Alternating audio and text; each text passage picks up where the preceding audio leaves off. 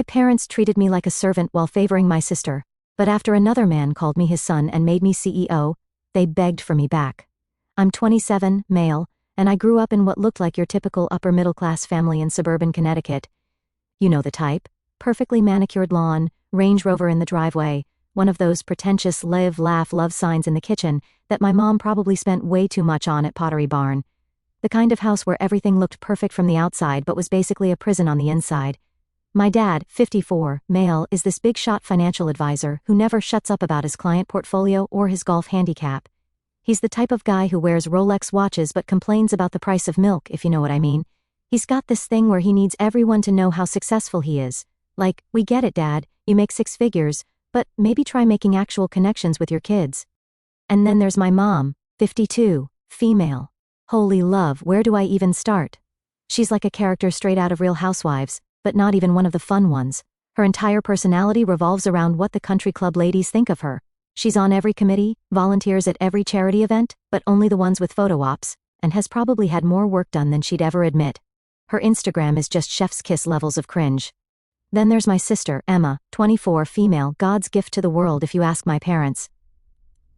Emma could literally set the house on fire, and they'd probably blame the house for being too flammable. She was their do-over baby, their perfect little princess who could do no wrong. Straight B student? She's focusing on her social development. Me getting straight A's? You should be doing extra credit. And then there's me, Thomas, or Tommy, or hey you, depending on whether my parents needed something from me or were trying to look good in front of company. I was the accident they never planned for. They've literally said this to my face at a family dinner, by the way. Real nice thing to tell your kid over pot roast. Fun fact, they named me Thomas because it was my mom's dad's name and they thought maybe that would score them extra points in his will. Spoiler alert, it didn't work, and they're still bitter about it. Our house was this massive 5-bedroom McMansion, in one of those neighborhoods where everyone's trying to outdo each other with their Christmas decorations. We had a home theater that nobody used, a formal dining room that only saw action when Mom hosted her book club, spoiler, they never actually discussed the books, and one of those huge gourmet kitchens where the only thing that ever got cooked was my mom's microwaved lean cuisine. My room? It was technically the smallest bedroom, right next to the laundry room because it's convenient, since you do all the laundry anyway. Emma got the huge bedroom with the ensuite bathroom and the window seat because, obviously, she needed the space for her creative development or whatever BS excuse they came up with. The really messed up part? They weren't even trying to hide their favoritism at all. They had this huge wall of family photos going up the main staircase. Wanna guess how many had me in them? 3, and in one of them I'm literally just in the background of Emma's dance recital photo. Meanwhile, Emma had professional photo shoots done every year. Spring photos, fall photos, Christmas cards, you name it. I remember this one time when I was maybe 12, I found this old photo album in the attic while I was cleaning, because of course, I was cleaning the attic on a Saturday while Emma was at her horse riding lessons. It was from before Emma was born, and there were actually a few baby photos of me. When I asked my mom about it, she just said, "Oh, we were still figuring out the whole parenting thing then," and took the album away. I never saw it again. The worst part wasn't even the obvious favoritism. It was the gaslighting. They'd do this thing where they'd rewrite history in real time, like, they'd promise something, get my hopes up, then completely deny ever making that promise. Or they'd do something cruel and then tell everyone I was too sensitive or imagining things when I got upset about it. I started keeping a journal when I was 14, hidden under a loose floorboard in my closet because privacy wasn't a thing in our house, just to make sure I wasn't actually going crazy. Looking back at it now, it reads like a manual on emotional abuse, but when you're living it, you start to believe maybe you are the problem. You know what's really love up? They actually had money. Like, a lot of it. This wasn't a case of them struggling to make ends meet or having to make tough choices. They just chose to invest everything, time, money, attention, love, into Emma, and treat me like their personal unpaid servant. But here's the thing about being treated like you don't matter. You learn to be invisible. And when you're invisible, you can plan your escape without anyone noticing. And boy, did I have plans. Being the family ghost actually turned me into a pretty decent hacker, not the illegal kind, just creative problem solving. When you're not allowed to have your own computer, you figure out ways around it. The public library became my second home. Shout out to Mrs. Peterson, the librarian who always forgot to enforce the 1-hour computer time limit when I was teaching myself Python. My parents' attitude about technology was wild. Emma got a MacBook Pro for her 13th birthday because she needed it for her lifestyle blogging, which lasted exactly 2 weeks, by the way. Meanwhile, I was building a secret computer, Frankenstein style, from parts I salvaged from the school's recycling program. Had to hide it in the crawl space above my closet, and only use it when everyone was asleep. Got so good at typing silently that my college roommate later thought I was some kind of keyboard ninja. The contrast between how they treated us was like a masterclass in favoritism. When Emma wanted to do ballet, they spent $3,000 on private lessons, another $500 on the perfect shoes, and drove her 2 hours each way to the best studio in the state. When I qualified for the state robotics competition, they told me we couldn't afford the $50 registration fee. I ended up mowing lawns in secret to pay for it myself. Every summer was the same story. Emma would go off to these fancy camps, horseback riding in Vermont, art programs in France, you name it. Meanwhile, I was basically running a one-man cleaning service at home, cooking, cleaning, gardening, maintenance. You'd think I was training to be a butler or something. My dad's idea of father-son bonding was teaching me how to properly wax his precious BMW. The psychological warfare was next level though. They had this way of making everything seem like it was for my own good. Like this one time in junior year, I'd been secretly working at a computer repair shop, told them I was at the library studying, and saved up almost $2,000. Made the mistake of telling them about it because I thought maybe they'd finally be proud of me for being responsible with money.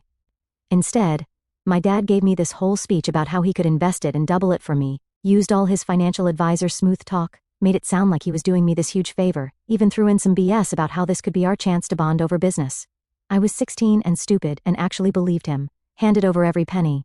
Want to guess what happened? 6 months later, when I asked about the investment, he looked me dead in the face and said, "What money? You never gave me any money."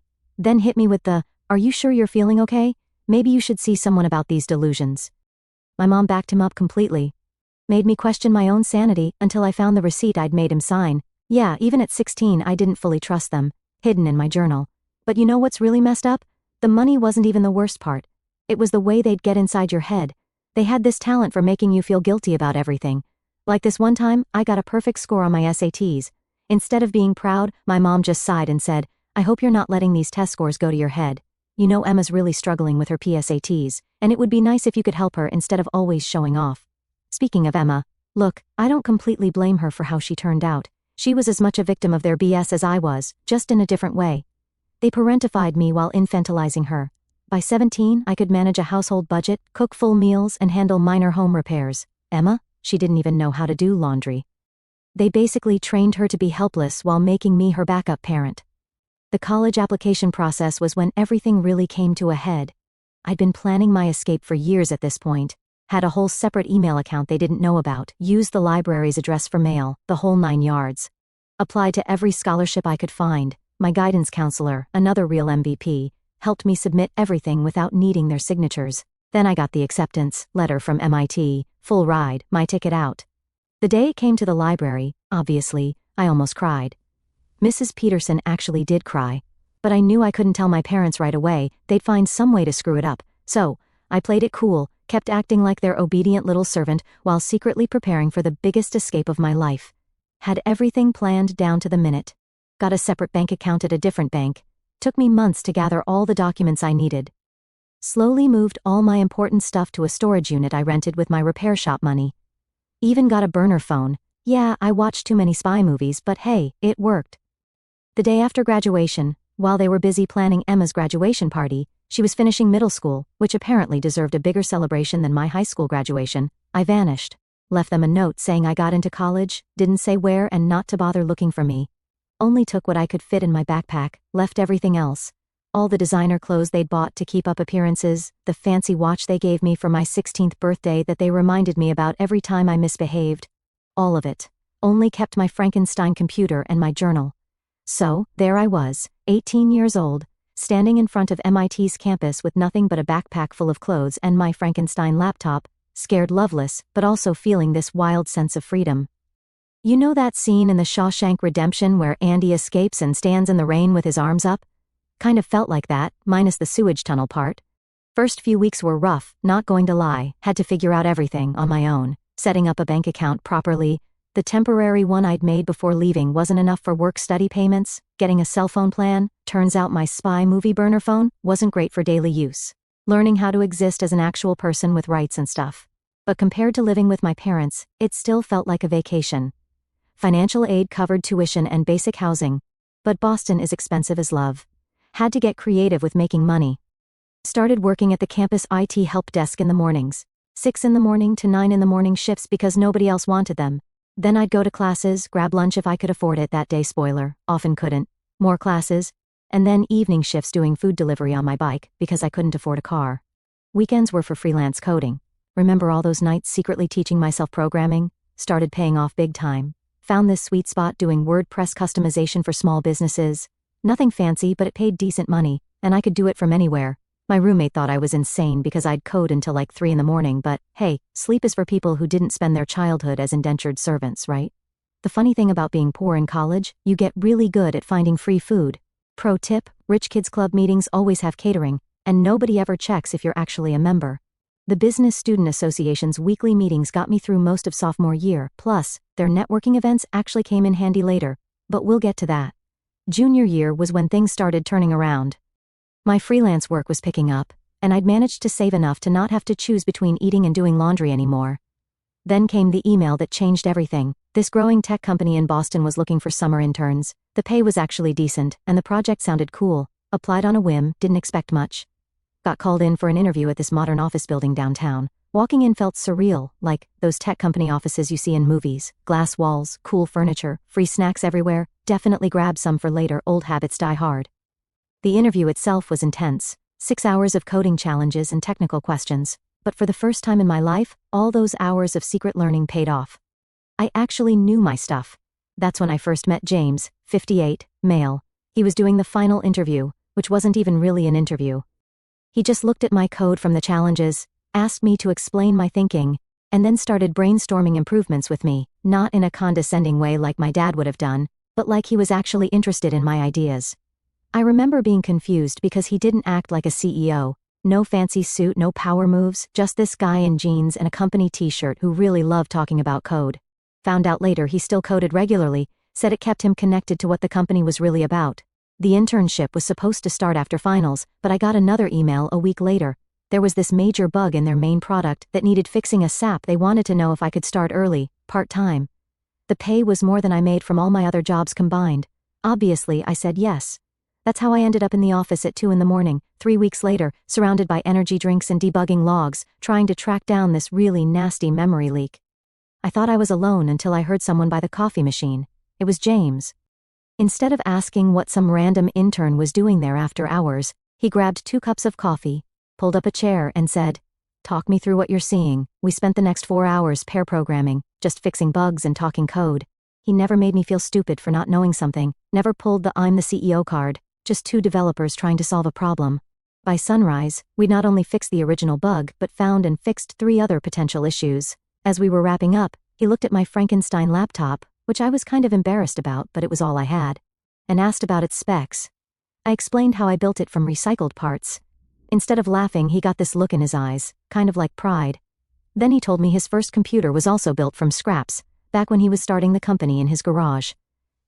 Before I left that morning, he said something that stuck with me. "You know what I see when I look at that laptop? Someone who doesn't let limited resources limit their potential." Then he casually mentioned that interns get a company laptop, and I should talk to IT about getting mine. That summer changed everything. For the first time in my life, I was somewhere I actually belonged. No mind games, no manipulation, just pure meritocracy. If you did good work, you got recognized. If you had ideas, people listened. What a concept, right? James kept dropping by my desk randomly, always with technical questions or ideas he wanted to bounce around.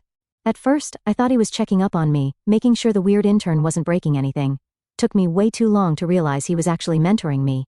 So, that bug we fixed during my internship? Turns out it saved the company millions in potential lost revenue. James didn't just offer me a full-time position, he created a whole new role specifically for me, security architecture engineer. Basically meant I got to build cool stuff and break things legally this time.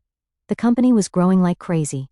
We were this mid-sized tech firm when I started, maybe 200 employees, but James had this vision for expansion that was honestly kind of insane. He wanted to revolutionize how companies handle data security, the kind of stuff that makes tech bros at parties start drooling.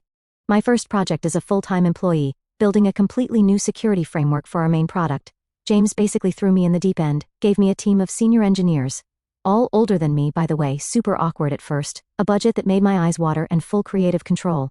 I thought he was crazy, Looking back now, he was testing me. Remember how I mentioned being invisible in my parents' house? Those observation skills came in handy. I noticed things others missed, like how our biggest competitor had this tiny vulnerability in their API, found it during a completely legal security audit, before anyone asks. Wrote up a detailed analysis and solution, sent it to James at like 1 in the morning because my sleep schedule was still garbage. He called me into his office first thing next morning. Thought I was in trouble or something, thanks for the trauma, parents. Instead, he asked me to present my findings to the board, me, a 22-year-old baby dev, presenting to a room full of serious business people in suits. Talk about terrifying. But here's where James did something my parents never did. He believed in me. Night before the presentation he stayed late helping me prepare, ordered pizza, walked through my slides, gave advice, not in a controlling way like my dad would have, do it exactly like this or you'll embarrass me, but more like guiding. He'd ask questions that made me think deeper, challenge my own assumptions. The presentation, nailed it. Board approved a complete security overhaul based on my recommendations. Budget, $50 million, team size, 100+ engineers, my anxiety, through the roof. But James just looked at me with this proud smile and said, "I knew you could do it, son." He didn't even realize he'd said it, just slipped out naturally. But I noticed. Hard not to when you've spent your whole life wanting to hear that word said with actual pride behind it. The next few years were intense. The security overhaul was just the beginning. James kept giving me more responsibility, first technical leadership roles, then actual management positions. By 24, I was heading our entire security division, had my own office, company car, the whole deal. But the real growth wasn't in the titles or perks, it was in the small moments, like when James would stop by my office late at night. Yeah, my workaholic habits hadn't changed, just to chat about life. He'd share stories about building the company, mistakes he'd made, lessons learned. Started inviting me to his house for dinner, introduced me to his friends as my boy Thomas. NGL, teared up the first time he did that. Found out he'd never married, never had kids, said he was too focused on building the company, but the way he looked after his employees, man, he was more of a father to half the office than my actual dad ever was to me. Then came the executive meetings. James started bringing me along, said I needed to learn the business side. At first, I just sat there taking notes, trying not to feel like an imposter, but he'd always ask my opinion, actually listen to my ideas. Started giving me more strategic projects, teaching me about the parts of running a company they don't cover in CS degrees. By 25, I was the youngest VP in company history, had a team of over 500 people, equity in the company, and an office with a view of the Boston skyline. The kind of success my dad always bragged about wanting for me but actively prevented me from achieving. The company's value hit $10 billion that year. We were in talks for international expansion, major partnerships, acquisition offers that James kept turning down. I was working insane hours but loving every minute. For the first time in my life, I was somewhere I could actually grow. James and I fell into this routine, weekly dinner meetings that turned into just dinners. He'd tell me about his day, ask about mine, give advice about everything from code architecture to relationship troubles. Started feeling less like mentorship and more like family. The healthy kind, not the toxic mess I grew up with. Then, one day about 6 months ago, his assistant scheduled an urgent meeting, private, no agenda. Those were never good signs in corporate life. Thought maybe I'd screwed something up, or worse, maybe he was sick. Thanks, anxiety, you're the gift that keeps on giving. So picture this, it's a regular Tuesday morning, I'm in my office reviewing security protocols for our European expansion when James's assistant Sarah messages me. James needs to see you, 2 in the afternoon, private meeting. Now Sarah's been with the company forever, and she never schedules last-minute meetings without an agenda. My anxiety brain immediately went into overdrive. Spent the next 3 hours going through every possible scenario. Was I getting fired? Was James sick? Was the company being sold? Did they finally figure out I was just a kid playing pretend in a fancy suit? Hello, imposter syndrome, my old friend. By lunch, I'd convinced myself I was about to lose everything I'd built. 2 in the afternoon rolls around, and I'm standing outside James's office like a kid sent to the principal's office. His assistant gives me this weird little smile. Looking back now, she totally knew what was coming, and waves me in. James is sitting there, not at his desk but in the casual seating area where we usually have our brainstorming sessions. There's coffee, the good kind, not the office kitchen stuff, and those fancy cookies he knows I like. First red flag, James looks nervous. In 5 years, I'd never seen him nervous. Not during major product launches, not during board meetings. Not even when we had that massive server crash in 23. But there he was, fidgeting with his coffee cup like a rookie dev at their first code review. "Sit down, Thomas," he says, and I'm mentally preparing my resignation letter. Then he drops the bomb. "I'm retiring." My brain just stopped, blue screen of death, full system crash. James retiring? The man literally coded for fun on weekends. The guy who pulled all-nighters with junior devs just because he loved solving problems. That James was retiring? But before I could even process that, he hits me with the real knockout punch, and I want you to take over as CEO. I literally laughed. Full-on nervous laughter, thought it was a joke. Me, CEO? I was 26. We were a billion-dollar company. There were executives twice my age who'd been there longer than I'd been alive. James just sat there, calm as ever, and said the words that changed my life. I've been grooming you for this since that night we fixed the memory leak. You think it was a coincidence I kept giving you bigger projects, more responsibility, bringing you to board meetings? Son, you've basically been running half the company already. That word again, son. But this time it wasn't casual. This time, he meant it. He pulled out this folder. Turned out he'd been planning this for over a year. Had documentation of every major decision I'd made, every project I'd led, every innovation I'd brought to the company. He'd been quietly building a case to present to the board about why I should be his successor. But why me? I asked, still kind of in shock. His answer, because you built yourself from nothing, because you see solutions, where others see problems, because you care about the people, not just the profit, because you remind me of myself at your age, but better. Then he told me something I didn't know. Turns out he'd had offers to sell the company, big offers like billions with a B offers, but he turned them all down because he was waiting for the right successor. This company is my legacy, he said. I never had kids of my own. But I've watched you grow from that intern with the Frankenstein laptop into someone I'd be proud to call my son. I definitely cried. Like, ugly cried, no shame admitting it. 27 years of wanting to hear someone say they were proud of me. And here was this man who'd done more for me in 5 years than my biological father had done in my entire life. The next hour was a crash course in what would happen next. Board meetings, PR strategies, transition plans. James had thought of everything. He'd even prepared responses to the inevitable age-based criticism. Youth isn't a liability, he said. It's an asset. You understand where technology is going because you're part of the generation that's building it. But the best part? He wasn't just dumping this on me and walking away. He had a whole transition plan, would stay on as executive chairman for the first year, be there to guide me through the change. Think of it as father-son bonding time, he said with that grin of his. As I was leaving his office, still in a daze, he stopped me. Thomas, wait. Handed me this small box. Inside was a key card, but not a normal office one. It was to his personal lab in the basement, the one where he did all his experimental coding, the holy grail of our company that even senior engineers only whispered about. I figure my son should have access to his inheritance, he said, just casual as anything, like he hadn't just officially adopted me in every way that mattered. Walking back to my office, I caught my reflection in the glass walls. Still looked like the same person, but everything had changed. I had a new title, a new responsibility, and most importantly, a real father. Of course, the universe has a sense of humor. Guess who suddenly remembered they had a son when the press release went out? The press release about my CEO appointment went out on a Tuesday morning. By Tuesday afternoon, my phone was blowing up like literally smoking with notifications. LinkedIn messages, emails, texts from numbers I didn't recognize, the usual stuff you'd expect when someone my age gets named CEO of a very big company. But then came the message I'd been dreading. Tommy, sweetie, we're so proud of you. Call us a sap love, Mom and Dad. First of all, they'd never called me sweetie in my life. Second, they hadn't contacted me in years, and suddenly they're proud? Sure, Jan. But the real kicker? They sent this message through Emma's Instagram because I had them blocked everywhere else. Girl hadn't spoken to me since I missed her precious wedding, but now she was playing Messenger. I ignored it, obviously. But oh boy, they were just getting started. Within 24 hours, every single relative I had suddenly remembered I existed. Got messages from aunts I hadn't seen since I was 12, cousins who'd sided with my parents years ago, even my mom's college roommate, like what? All of them saying the same thing. Family is everything. And you should give them another chance. And my personal favorite, they've changed. Then came the emails. My dad, the financial genius, sent me this long message about how he'd been following my career, stalking much, how proud he was that I'd followed in his footsteps in the business world. Followed in his footsteps? My guy was out here managing other people's trust funds while I was building a tech empire. But okay. The best part? He included a business proposal, actually had the audacity to pitch me investment opportunities, said he could help manage my newfound wealth because family should stick together in financial matters. Translation, he found out I was worth more than him and wanted a piece of the pie.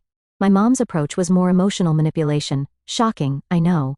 She sent this tearjerker about how she'd always believed in me lies and how she'd been protecting me by pushing me so hard, more lies.